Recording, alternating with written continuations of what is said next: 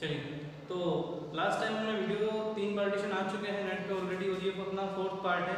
जो अपना टॉपिक चल रहा था ब्लड, उसी के बारे में अपने को बात करनी है आज। तो रक्त के बारे में अपन आरबीसी, डब्ल्यूबीसी और रक्त के पार्टीशंस की बात कर चुके थे, कुछ डिसीज के बारे में बात की थी। तो लास्ट पार्ट है आज अपना ब्लड के ऊपर, जिसके अंदर अपन पढ़ेंगे ब्लड ग्रुप्स के बारे में। हमारे रक्त के 4 समूह होते हैं मुख्य रूप से देखा जाए तो, वो है कुछ इस तरीके से। फर्स्ट ब्लड ग्रुप जो होता है वो O बोलते हैं, दूसरा है A, फिर है B, फिर है AB। ये मुख्य रूप से 4 रक्त समूह हमारे ब्लड में, जो रक्त के 4 समूह है वो होते हैं। A को भी O नेगेटिव और O पॉजिटिव के रूप में, A में भी A positive A negative, B में भी B पॉजिटिव B नेगेटिव, और AB में भी AB पॉजिटिव और AB नेगेटिव के रूप में ये होते हैं। अब इनकी गणना करने के लिए एंटीस्टा एलबीडी का यूज किया जाता है, और फिर निकाला जाता है कि भाई कौन सा ब्लड ग्रुप में कौन सा एंटीजन मौजूद है या नहीं है। अब कंडीशन ये होती है कि जो ब्लड ग्रुप अपना है, सबसे पहले मैं बात करूंगा O से। O के अंदर आपको एंटीबॉडीज जो है वो नहीं मिलेंगी, दोनों के दोनों एंटीजन ही होंगे। इसके अंदर A और B दोनों ही क्या होंगे, एंटीजन ही होंगे, एंटीबॉडी नहीं होगी। तो इसमें A और B दोनों ही नहीं है, तो इसको अपन बोलेंगे O ब्लड ग्रुप, मतलब इसके अंदर एंटीबॉडीज एब्सेंट है। O पॉजिटिव के अंदर भी सेम कंडीशन बैठती है, ठीक है। अब आती है A के अंदर जो होता है वो एंटीजन A मौजूद होता है। B की बात करें तो B के अंदर एंटीजन B मौजूद होता है। अब एंटीजन A मौजूद है तो मतलब बच्ची की जो एंटीबॉडी होगी वो भी होगी, एंटीबॉडी जो होगी वो B होगी। इसमें एंटीजन B है तो मतलब एंटीबॉडी कौन सी होगी, एंटीबॉडी वो होगी इसके अंदर A, ठीक है। A ब्लड ग्रुप के अंदर एंटीजन A होता है, B ब्लड ग्रुप के अंदर एंटीजन B होता है। इसमें एंटीबॉडी B होगी और इसके अंदर एंटीबॉडी A होगी। एंटीजन और एंटीबॉडीज होती है, उसके आधार पर ब्लड ग्रुप को डाइवर्ट करते हैं। और जब AB की बात करते हैं तो AB के अंदर क्या होता है, एंटीबॉडी A और B दोनों होती है। इसके अंदर एंटीजन जो होते हैं वो एब्सेंट होते हैं, तो इस बेसिस पे हम इसको बढ़ाते हैं। अब इसमें से मेनली क्वेश्चन जो उठता है वो उठता है यूनिवर्सल डोनर के बारे में। जो O नेगेटिव ब्लड ग्रुप होता है उसको अपन बोलते हैं यूनिवर्सल डोनर।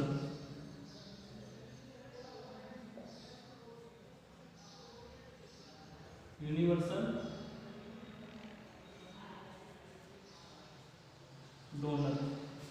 डोनर बोलने का रीजन ये है कि जो O नेगेटिव ब्लड ग्रुप वाला व्यक्ति है वो सारे के सारे ब्लड ग्रुप्स को अपना रक्त दे सकता है। तो यूनिवर्सल डोनर के रूप में अपन लिखते हैं हमें O नेगेटिव जो है वो यूनिवर्सल डोनर के रूप में हम यहाँ पे लिखेंगे O नेगेटिव को। और O नेगेटिव की एक खास बात ये भी है कि ये O नेगेटिव वाला एकल ग्राही के रूप में भी करता है, ये हर किसी से नहीं ले सकता। अगर O नेगेटिव को अगर ब्लड ग्रुप चाहिए तो उसको O नेगेटिव की ही आवश्यकता होगी। एक O नेगेटिव वाला व्यक्ति ही दूसरे O नेगेटिव वाले व्यक्ति को ब्लड ग्रुप अपना ब्लड जो है वो दे सकता है। अगर नहीं दिया, ऐसी कंडीशन में अगर आप किसी और से ब्लड दिलवाओगे तो उसके अंदर एंटीबॉडीज और एंटीजन और एंटीबॉडीज के बीच में क्रैश हो जाएगा और व्यक्ति की मृत्यु हो सकती है। और अब बात करते हैं अपन यूनिवर्सल डोनर के अंदर O नेगेटिव। अगर आपका कोई क्वेश्चन आता है वहां पे ऑप्शन आपको O नेगेटिव और O पॉजिटिव दोनों दिया हो तो आपका जो सही ऑप्शन होगा वो होगा O नेगेटिव। लेकिन अगर सिर्फ यूनिवर्सल डोनर के अंदर रक्त समूह आपको ऐसे लिखा हुआ है रक्त समूह O, ऐसी कंडीशन में जो O वाला आंसर होगा वो आपका सही होगा। जब माइनस प्लस दिया हुआ है तो माइनस सही है, और सिर्फ प्लस कुछ नहीं दिया हुआ है तो O सही होगा, ठीक है। अब सर्वग्राही की बात करेंगे अपन। डोनर सभी को देने वाले की तो बात कर ली, अब सभी से लेने वाला कौन सा होगा, तो सभी से लेने वाला जो सर्वग्राही ग्रुप होगा,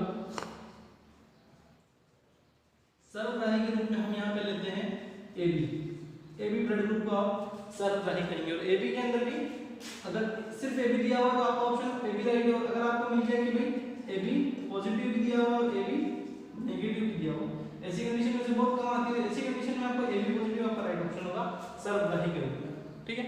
तो ये ब्लड ग्रुप्स के जुड़े हुए कुछ मोस्ट इंपोर्टेंट क्वेश्चन है वो यहीं से आते हैं। बहुत सारे पटवारी के एग्जाम्स में, बहुत सारे कांस्टेबल्स के एग्जाम में, रीट में, इस तरीके के एग्जाम में क्वेश्चन आ चुका है कि यूनिवर्सल डोनर क्या है। उसमें O नेगेटिव पॉजिटिव में अक्सर कंफ्यूज जाते हैं, तो हमको ये चीज कंफ्यूज ना होते हुए देखना है, ठीक है। अब बात करते हैं अपन ब्लड ग्रुप की। तो बात होती है कि सारे ब्लड ग्रुप होते हैं, एंटीजन और एंटीबॉडीज इस तरीके से काम करती हैं यहाँ पे, ठीक है। अब बात करते हैं प्लस माइनस का क्या खेल है।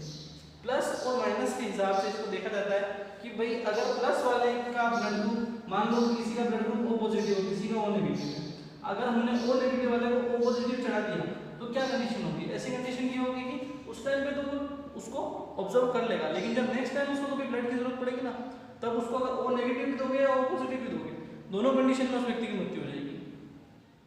ठीक है, और गर्भवती महिलाओं के लिए इसका पूर्ण ध्यान रखा जाता है, इसीलिए जो ब्लड ग्रुप जिसके लिए सुटेबल होता है उसी को दिया जाता है। और यह बात है कि जो ओ नेगेटिव वाला व्यक्ति है वो व्यक्ति अपना ब्लड सभी को दे सकता है यूनिवर्सली, और अपने जो ऑर्गन्स है ना, जो अपने अंग है, वो भी दूसरों को दे सकता है। ओ नेगेटिव जो ऑर्गन्स होते हैं जैसे किडनी मैच होना, ये सब चीजें भी कहीं ना कहीं ब्लड ग्रुप से ही रिलेटेड होती है। ये तो बात हो गई हमारी ब्लड ग्रुप की। पोस्ट कर यस।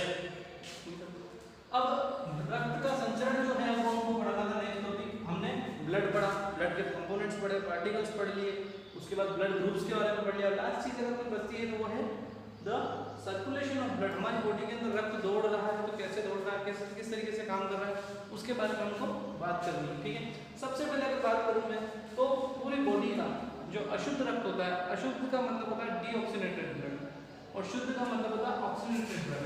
जिसके साथ ऑक्सीजन जुड़ी हुई है वो ऑक्सीनेटेड है, मतलब शुद्ध है। O2 जुड़ने पर रक्त कैसा हो जाता है? शुद्ध कहलाता है। ठीक है, शुद्ध शुद्ध हो गया रक्त। उसके बाद O2 हटने पर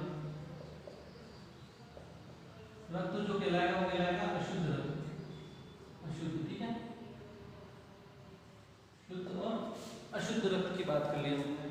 अब यहाँ पे बात करते हैं, सबसे पहले जो पूरी बॉडी का अशुद्ध रक्त है वो पूरी की पूरी बॉडी से हो गया है कहाँ पे? हमारे हार्ट के अंदर।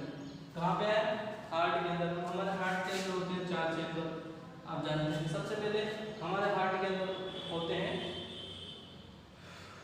आलिंद व निलय, हिंदी में बात करेंगे अपन आलिंद और निलय। इंग्लिश की अगर दिक्कत हो तो आपको वर्ड अगर आपको समझ में ना आए तो आप हिंदी में मेरे से पूछ सकते हैं। वैसे मैं कोशिश करूंगा कि हर चीज़ हिंदी में ही बताऊं, हिंदी इंग्लिश दोनों में बताऊं। तो सबसे पहले अपन आर्टरीज के सबसे पहले जो है वो जो रक्त है वो पूरी बॉडी से आता है हमारे अंदर, बॉडी से किडनी से होते हुए आता है वैसे तो समझेंगे। सबसे पहले पूरी बॉडी का ब्लड जो आया वो आया हमारे हार्ट के अंदर। हार्ट के अंदर आएगा ये दायां अंग में। कहाँ पे आएगा? दायां अंग में। सबसे पहले रक्त आएगा, यहाँ पे लिख देते हैं। सबसे पहले रक्त आया, सबसे पहले रक्त कहाँ आया? दायां आलिंद में आया, दायां आलिंद में, आलिंद में आया। ठीक है, पहला पॉइंट। दूसरा पॉइंट, दाएं आलिंद से कहाँ गया? दाएं निलय में। ठीक है, दाएं निलय से कहाँ जाएगा रक्त हमारा? तो वो जाएगा सीधा सीधा फेफड़ों में। अब फेफड़ों में गया तो किसकी सहायता से गया? फेफड़ों में जाएगा ये फुफ्फुसीय धमनी की सहायता से। जो अशुद्ध रक्त है ना वो जा रहा है, तो अशुद्ध रक्त फेफड़ों में गया, में कहां से गया? तो फुफ्फुसीय धमनी की सहायता से, फुफ्फुसीय धमनी से गया। ठीक है, फेफड़ों में चौथा पॉइंट जो होता है वो होगा, फेफड़ों में रक्त क्या हो गया? ऑक्सीनेटेड हो गया। फेफड़ों के अंदर क्या होता है? हम ऑक्सीजन जो ले रहे हैं, हम सांस भर रहे हैं, उस सांस के साथ वो रक्त जो होता है वो जो सांस ली हमने वो ऑक्सीजन हमारे फेफड़ों की कोशिकाओं में भर जाती है। कोशिकाओं में भरने के बाद वही ऑक्सीजन जो होती है वो हमारे रक्त में मिक्स हो जाती है और अन्य पदार्थों को ऑक्सीडेट करके हमारी प्रत्येक कोशिका तक पहुंचाने का कार्य जो होगा ऑक्सीजन को वो काम होता है। और ये काम करता कौन है? परफॉर्म होता है हीमोग्लोबिन करता है। हीमोग्लोबिन कहाँ होता है? आरबीसी में होती है। आरबीसी कहाँ होती है? ब्लड के अंदर होती है। ठीक है, ये चीज हमको नोटिस रखते हुए चलना है यहाँ पे। तो फुफ्फुसी धमनी से फेफड़ों में गया, कहाँ गया? अशुद्ध रक्त फेफड़ों में फुफ्फुसी धमनी से गया। ठीक है, फेफड़ों में क्या हो गया? रक्त फेफड़ों में शुद्ध हुआ। ठीक है, ये यहाँ तक की बात है, फेफड़ों में शुद्ध हो गया। फेफड़ों से रक्त कहाँ जा रहा है? तो ये है हमारे लंग्स, ये है हमारे फेफड़े। तो फेफड़ों से कहाँ गया लंग्स? फेफड़ों से गया हमारे दाएं आलिंद, बाएं आलिंद में। फेफड़ों से रक्त कहाँ गया? कहाँ गया? दाएं आलिंद में, सॉरी बाएं आलिंद में। तो ये पांचवा पॉइंट हो जाएगा अपने यहाँ पे, फेफड़ों से रक्त फेफड़ों से बाएं आलिंद में गया। ठीक है, बाएं आलिंद में। उसके बाद बाएं आलिंद से कहाँ गया? और फेफड़ों से बाएं आलिंद में किसकी सहायता से जा रहा है? तो ये जाएगा फुफ्फुसीय शिरा की सहायता से। किसकी सहायता से जाएगा? फुफ्फुसीय शिरा से।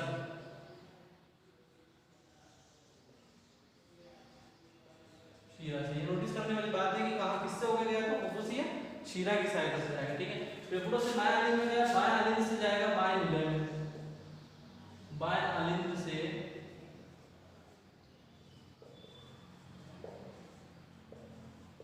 बाएं नीले में प्रवेश करेगा, बाएं नीले में गया। ठीक है, यहां तक की बात आपको समझ में आ गई कि फेफड़ों से बाएं अलिंद में फुफ्फुस की शिरा से गया और वहां से बाएं अलिंद से नीले में गया। नीले से जाने के बाद जो रक्त है वो कहां जाता है? हम लोगों ने बहुत कम पढ़ा है, हम देखते सीधा करके हम बॉडी में भेज देते हैं ब्लड को, लेकिन बॉडी में कहां जाएगा? सबसे पहले बाएं नीले से बाएं अलिंद से बाएं नीले में गया। और सातवां पॉइंट जो है मोस्ट इंपोर्टेंट है, सबको देखने वाला है।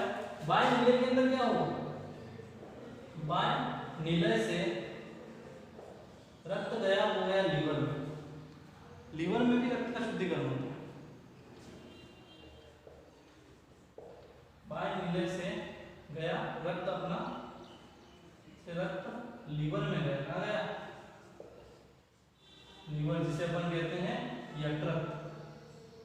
तो कहां गया? तो यकृत में गया। किससे गया? बाएं नीले से रक्त यकृत में गया। किसकी सहायता से गया? तो धमनियों की सहायता से।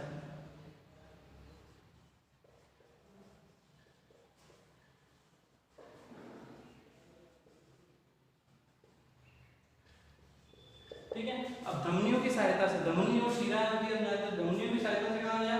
लीवर के अंदर चला गया। अब लीवर के अंदर जाने के बाद क्या हो रहा है? तो ये आठवां पॉइंट हो जाएगा, लीवर में क्या होगा? यकृत में या फिर जिसको आपने लीवर कहा, तो लीवर के अंदर क्या कंडीशन हुई? लीवर में रक्त के अंदर जो अमोनिया होता है वो यूरिया में चेंज होता है। किसमें चेंज होता है? यूरिया में। अमोनिया हम जानते हैं नाइट्रोजन वेस्ट के रूप में हम देखते हैं, और अमोनिया को रक्त से अलग करने की जो ताकत है वो हमारे किडनी के अंदर नहीं है। तो इसलिए जो अमोनिया है ना वो किसमें चेंज हो जाएगा? यूरिया में। तो यहाँ लंग्स में क्या कंडीशन हुई? अमोनिया जो है वो अमोनिया चेंज हो गया किसमें? यूरिया में। ठीक है, अमोनिया जो होता है वो यूरिया में चेंज हो जाएगा। किसमें चेंज हो गया? यूरिया में। कहाँ पे चेंज हुआ? तो लीवर के अंदर चेंज हो रहा है। ठीक है, मोस्ट इंपोर्टेंट चीज है। यकृत में रक्त में उपस्थित अमोनिया यूरिया में चेंज हुआ। किसमें चेंज हुआ? अमोनिया यूरिया में चेंज हुआ, यूरिया में बदल जाता है। ठीक है, तो हम लोग इस चीज को समझ गए कि भाई यकृत के अंदर क्या काम हुआ? तो अमोनिया यूरिया के अंदर चेंज हो गया। और एक चीज और होगी यहाँ पे एक्सेप्शन में, इसका लगा लिखेंगे, यकृत में शर्करा की मात्रा पर भी नियंत्रण होता है। ठीक है ना, शर्करा जो होता है, जो ग्लूकोज होता है वो ज्यादा हेवी मात्रा में हो जाता है, तो उसकी मात्रा पर नियंत्रण करने का काम भी कहाँ पे हो रहा है? तो हमारे यकृत में हो रहा है। ठीक है,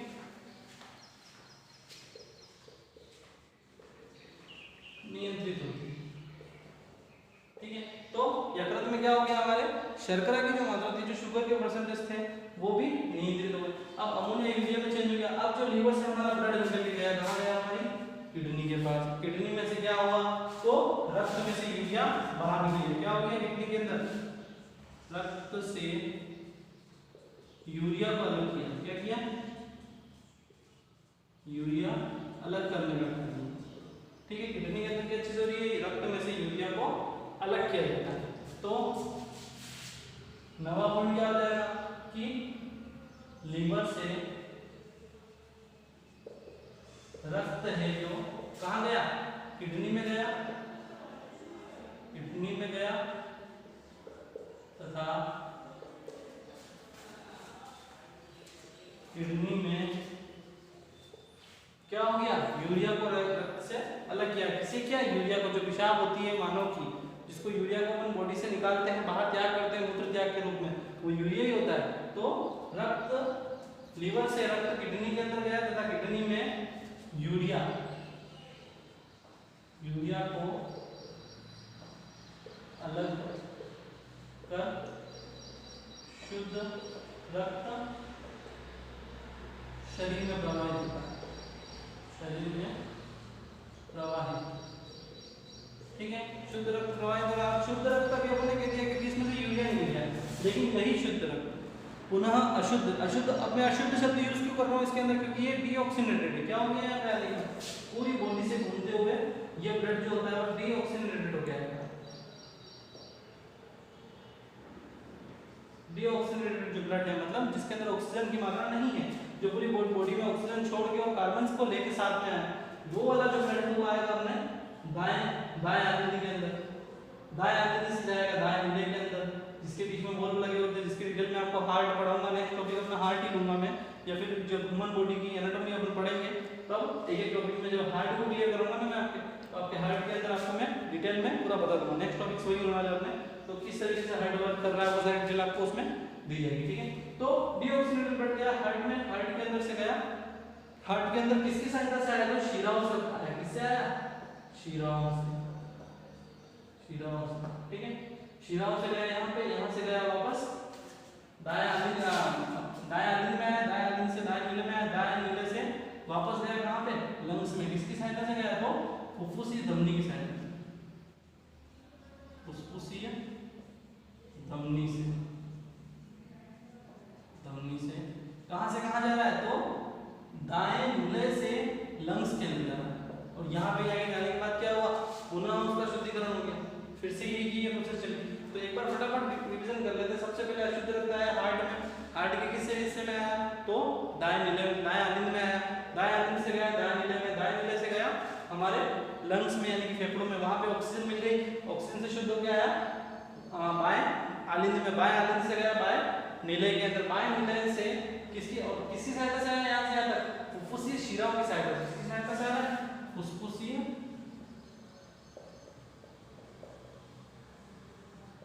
शिराओं, ठीक है। इंग्लिश में जो धमनी और शिराएं होते हैं उनको आर्टरीज और वेन्स कहा जाता है। क्या कहा जाता है, आर्टरीज और वेन्स कहा जाता है, ठीक है। और इसको आर्टेरियोल और वेंट्रिकल्स कहा जाता है। वो खेल आप जानते होंगे वो चीज़, तो जो इंग्लिश मीडियम वाले बच्चे वो इस चीज़ को अच्छी तरीके से समझते हैं, आलिंद नीले को इंग्लिश में क्या कहते हैं वो सब, ठीक है। तो फुफ्फुसीय शिरा को अपन वेन्स कहते हैं और आर्टरीज कहते हैं किसे, धमनियों को, ठीक है। तो यहाँ से यहाँ किसकी सहायता से आया, फुफ्फुसीय शिराओं से, यानी कि जो लंग्स वेन्स होती है उसकी सहायता से आया, ठीक है। यहाँ से रक्त जो है वो वापस आ गया, कहाँ आया, तो बाएं नीले, बाएं आलिंद के अंदर आया, बाएं आलिंद से बाएं नीले में गया, यहाँ से लीवर में गया, लीवर के अंदर अमोनिया जो था वो यूरिया में चेंज हुआ, यहाँ से फिर गया हमारे किडनी के अंदर, किडनी के अंदर रक्त से यूरिया को बाहर निकल के रक्त को शुद्ध किया, फिर गया फिर बॉडी की सिंगल मतलब हर एक कोशिका हर एक टिश्यू तक गया, और पूरी बॉडी में फैलने के बाद पुनः वहां से कार्बन उसके अशुद्धियां लेकर, ऑक्सीजन को छोड़ दिया, कार्बन और अशुद्धियां लेकर कहाँ पे आया, तो वापस हार्ट में आया। हार्ट में कहाँ आया, तो दाएं आलिंद में आया, दाएं आलिंद से पुनः दाएं नीले में गया और लंग्स में आया। इस पूरे चक्र को अपन ने कहा रक्त का परिसंचरण। क्या कहा, रक्त का परिसंचरण।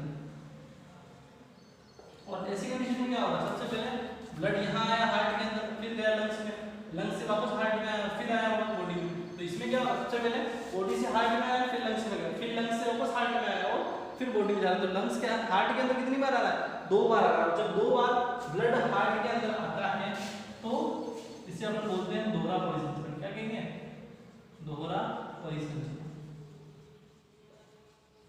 मोस्ट इंपोर्टेंट है दोहरा परिसंचरण किसे कहते हैं, पोस्ट क्या, चलो इतनी देर पोस्ट तो नहीं था, चल ठीक है। तो दोहरा परिसंचरण किसको कहा हमने, 2 बार हार्ट के अंदर आया, ठीक है।